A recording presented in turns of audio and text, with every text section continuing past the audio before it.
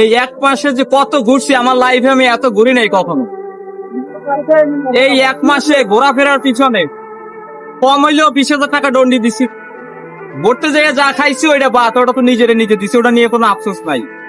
কিন্তু এত ঘুরছি কেন জানো? ঘোরার পিছনে কারণ একটা, একটু সুখ খোঁজ করছি। তা আমি কোন জায়গায় বিন্দু মাত্র একটু সুখ খুঁজে পাইলাম না। আসলে একটা পুরুষ বা একটা ছেলে ততক্ষণই ভালো থাকে যতক্ষণ সে আসলে পৃথিবীর আইসেল বুঝে না আর কি। ম্যাচুরিটি পিরিয়ড যখন আসে নাই তখন খুব ভালো ছিলাম, কিন্তু যখন থেকে বুঝতে শিখছি তারপর থেকে আমি আমার লাইফে সুখ নামক জিনিসটা হারাইছি।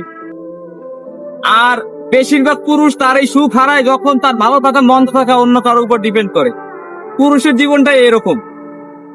যখন নিজে সুখে থাকার সময় ছিল তখন সুখ জিনিসটা বুঝতাম না, আর এখন সুখে থাকার সময় এখন সুখ ধরা দেয় না।